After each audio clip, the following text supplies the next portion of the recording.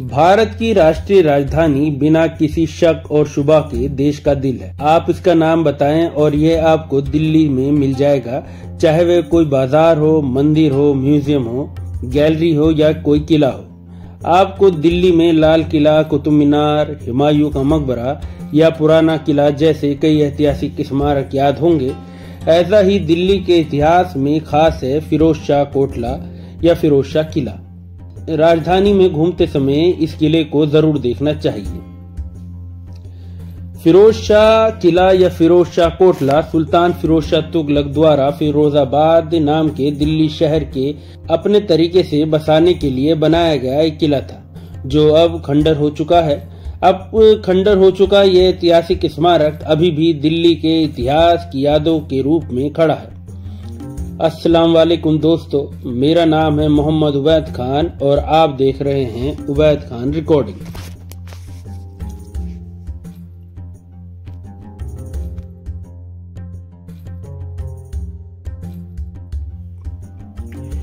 जैसा कि इतिहास से पता चलता है कि फिरोज शाह कोटला तब बनाया गया जब तुगलकों ने उस इलाके में पानी की कमी के कारण अपनी राजधानी तुगलकाबाद से फिरोजाबाद बनाने का फैसला किया।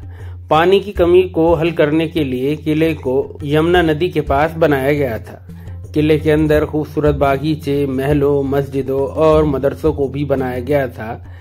यह राजधानी का शाही गढ़ था। ये किला तुगलक वंश के तीसरे शासक के शासन के दौर के प्रतीक के रूप में अपनी सेवा देता था।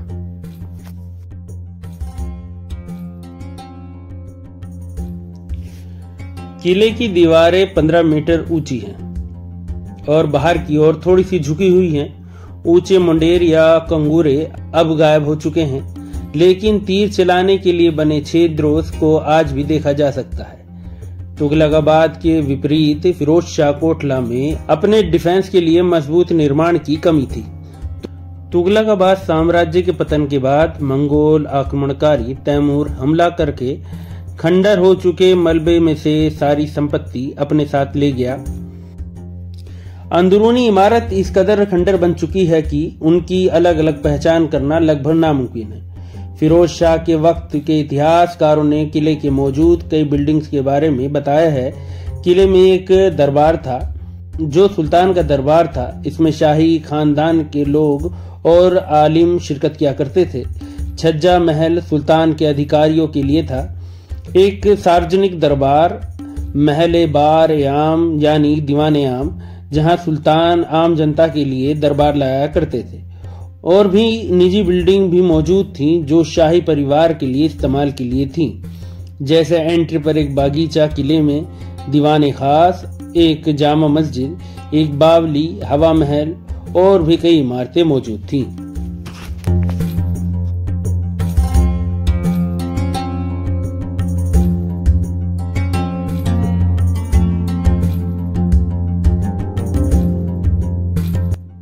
दिल्ली के सुल्तान फिरोज शाह तुगलक, जिन्होंने दिल्ली पर 1351 से 1388 तक शासन किया, उन्होंने 1354 में दिल्ली सल्तनत की नई राजधानी के तौर पर फिरोजाबाद के गढ़वाले शहर को बनवाया और इसमें आज की फिरोज शाह कोटला का स्थान भी शामिल है। कोटला का मतलब होता है किला या गढ़। फिरोज शाह कोटला फिरोजाबाद शहर के बीचों बीच मौजूद था। फिरोजाबाद एक काफी बड़ा शहर था।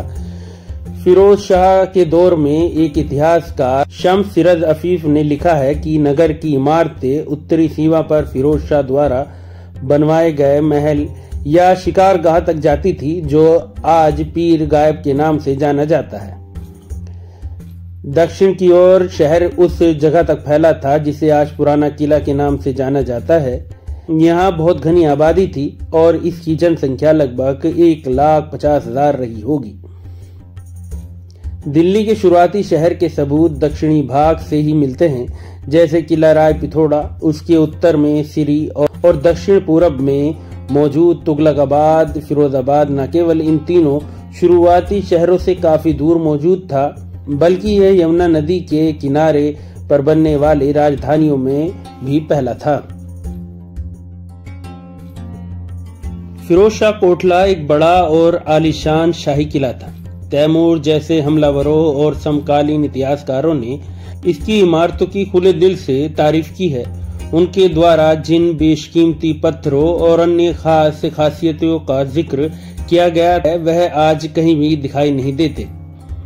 1354 में फिरोज शाह तुगलक ने फिरोजाबाद को दिल्ली का 5वां गढ़ बनाया। उनसे पहले गयासुद्दीन तुगलक और मोहम्मद बिन तुगलक को दिल्ली के तीसरे और चौथे शहरों को खड़ा करने का श्रेय जाता है। दिल्ली का तीसरा गढ़ तुगलकाबाद और दिल्ली का चौथा गढ़ जहांपना पानी की भारी कमी के कारण छोड़ दिया गया। फिरोज शाह तुगलक ने पानी की कमी को पूरा करने के लिए नए शहर को उत्तर में यमुना नदी के किनारे पर बसाया था।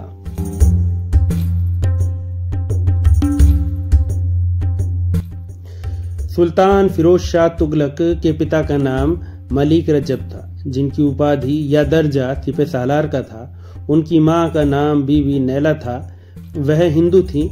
वह दीपालपुर की एक राजपूत थी। ये जगह अब पाकिस्तान के पंजाब में मौजूद है। सुल्तान फिरोज शाह तुगलक तुगलक वंश के एक मुस्लिम शासक थे, जिन्होंने 1351 से 1888 तक दिल्ली सल्तनत पर शासन किया था। वह अपने चचेरे भाई मोहम्मद बिन तुगलक के बाद उत्तराधिकारी बना था। सिंध के थट्टा में मोहम्मद बिन तुगलक का इंतकाल हो गया था, जहां मोहम्मद बिन तुगलक गुजरात के विद्रोही मुस्लिम गवर्नर तागी का पीछा करने गया था। सल्तनत के इतिहास में पहली बार ऐसी स्थिति का सामना करना पड़ा जिसमें कोई भी सत्ता की बागडोर संभालने को तैयार नहीं था। बहुत मुश्किल से दरबार के वफादारों ने फिरोज शाह को जिम्मेदारी संभालने के लिए मनाया। असलियत में मोहम्मद बिन तुगलक के वजीर ख्वाजा जहां ने एक छोटे लड़के को मोहम्मद बिन तुगलक का बेटा होने का दावा करते हुए तख्त पर बिठाया था, बड़े पैमाने पर अशांति के डर से, जिसने बाद में शांति से हथियार डाल दिए। उसका इलाका मोहम्मद बिन तुगलक के मुकाबले में काफी छोटा था। सुल्तान बनने के बाद तुगलक शाही खानदान के तीसरे शासक फिरोज शाह तुगलक तामीरी काम के एक जोरदार अभियान पर निकले थे। कहा जाता है कि उन्होंने दिल्ली के चारों ओर 1200 बगीचे बनवाए, 200 कस्बों, 40 मस्जिदों, 30 गांवों, 30 तालाब, 50 बांधों, 100 अस्पतालों, 100 जनता के लिए हम्माम यानी के बाथरूम और 150 पुलों के निर्माण का श्रेय भी उन्हें जाता है। फिरोज शाह तुगलक का इंतकाल 1388 में हो गया था। उनका मकबरा दिल्ली में ही मौजूद है।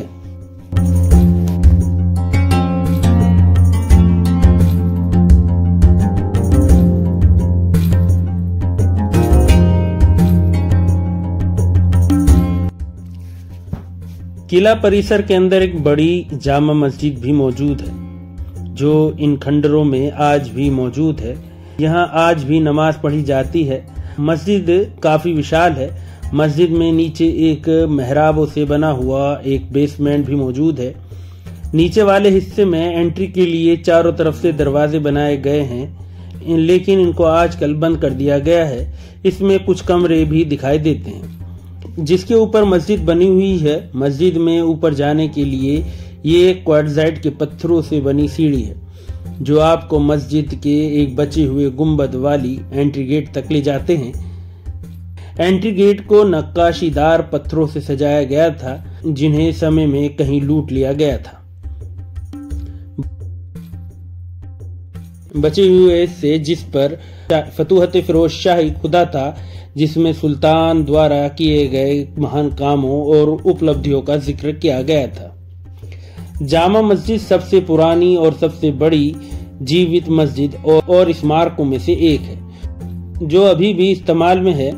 आर्किटेक्चरल नजरिए से यह काफी शानदार रही होगी, जो अब तकरीबन खंडर बन चुकी है।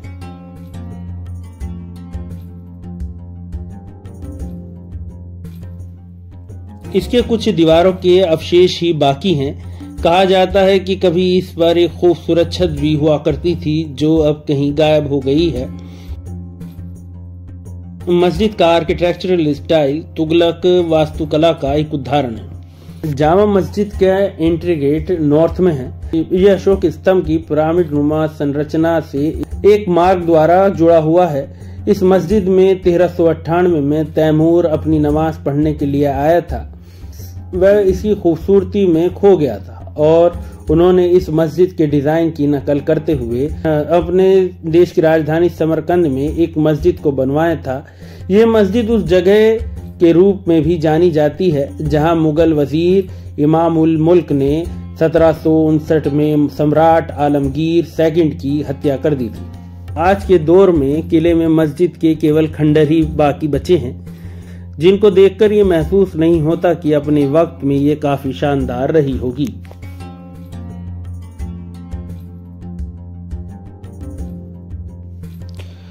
मस्जिद के पीछे कुछ और खंडर दिखाई देते हैं जो कभी शाही परिवार के रहने के लिए बनाए गए महल का हिस्सा लगते हैं, क्योंकि यह 2 मंजिला था और इसमें कमरों के खंडर दिखाई देते हैं जो किले के अंदर इस तरह कमरे कहीं और नहीं दिखाई देते। इस हिस्से से मस्जिद भी पास पड़ती थी। इस हिस्से के कमरे के मेहराबदार दरवाजे दिखाई देते हैं और गलियारे भी दिखाई देते हैं।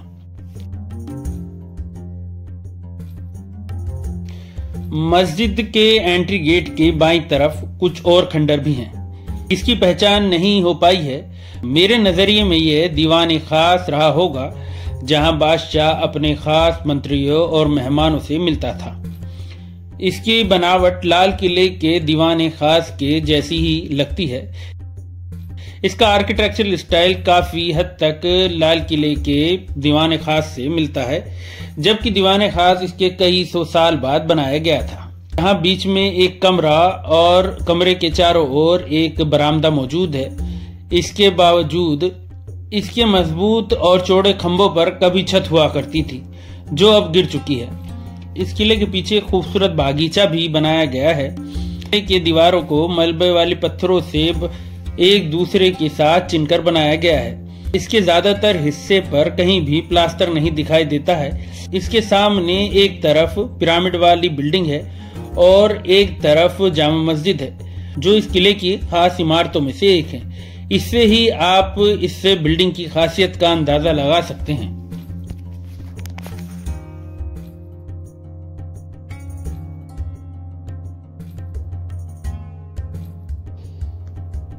एक अजीब तरह की रचना जिसे हम 3 मंजिल पिरामिड भी कहते हैं, इस 3 मंजिल वाली इमारत को फिरोज शाह तुगलक ने अशोक स्तंभ को लगाने के लिए बनवाया था।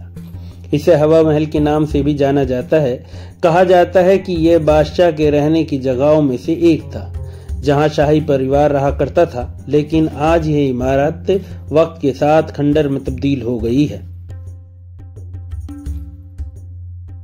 3री सदी ईसा पूर्व का एक प्राचीन पॉलिश बलुआ पत्थर टोपरा अशोकन स्तंभ महल के ढहते खंडरों से निकलता है। इस स्तंभ को सबसे पहले राजा अशोक ने 273 से 236 ईसा पूर्व के बीच हरियाणा के यमुनानगर जिले में टोपरा कला में बनवाया था, जो मौर्य सम्राट द्वारा छोड़े गए अशोक के कई स्तंभों में से एक है। इसे दिल्ली सल्तनत के फिरोज शाह तुगलक के आदेश के तहत हरियाणा से दिल्ली ले जाया गया था। इस खंबे की ऊंचाई 13 मीटर और व्यास ऊपरी हिस्से का 65 सेंटीमीटर और निचले हिस्से का 97 सेंटीमीटर है। 1356 में अपनी आज की जगह पर इसे दोबारा खड़ा कर दिया गया। इस खंबे पर जो शिलालेख या इंस्क्रिप्शन लिखा है खासतौर पर ब्राह्मी लिपि है, लेकिन और जबान प्राकृत थी और बाद में कुछ पाली और कुछ संस्कृत जोड़ी गई।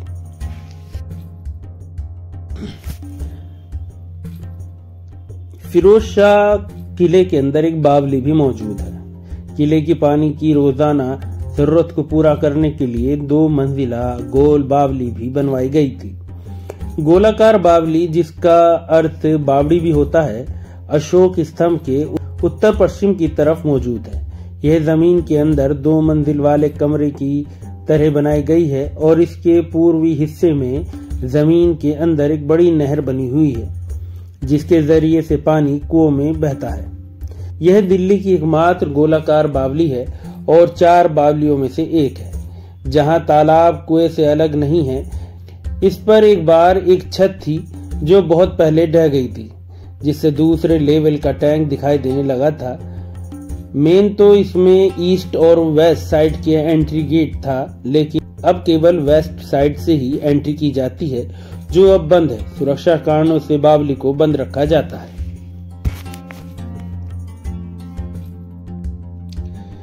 तुगलक खानदान के जिक्र के बिना दिल्ली का इतिहास और दिल्ली का वर्तमान दोनों ही अधूरे रह जाएंगे। इस राजवंश का महत्व आप इस बात से ही लगा सकते हैं कि दिल्ली के 7 शहरों में से 3 शहर इन्होंने ही बसाए थे, चाहे वह तुगलकाबाद हो या फिर जापना या फिर फिरोजाबाद। इसके किले ने आने वाले शासकों के लिए कई आश्चर्य करने वाले आर्किटेक्चरल अजूबे बनाए, लेकिन आज इसकी सिर्फ कुछ दीवारें या खंडर ही बचे हैं, जिससे उस दौर की शान का अंदाजा लगाना काफी मुश्किल है। इसे आप लोगों को विजिट करना चाहिए। इतने खास किले की पहचान या जानकारी हम लोगों के पास बहुत कम पहुंची है। चाहे जो कारण हो, अपने इतिहास को जानना चाहिए और उसका सम्मान करना चाहिए, क्योंकि ऐसा शानदार और गौरवशाली इतिहास किसी के पास नहीं है जिसमें ये देश ज्ञान, संस्कार और सोने की चिड़िया के रूप में जाना जाता है, जिसे देखने के लिए विदेशों से पर्यटक हजारों किलोमीटर का सफर करके और लाखों रुपए खर्च करके इसे देखने के लिए आते हैं, क्योंकि ऐसा शानदार और दिलचस्प इतिहास उनके पास नहीं है। आज का ब्लॉग हम यहीं खत्म करते हैं। प्लीज चैनल को लाइक करें, सब्सक्राइब करें और हमारी और वीडियोस को भी देखें। शब बखैर।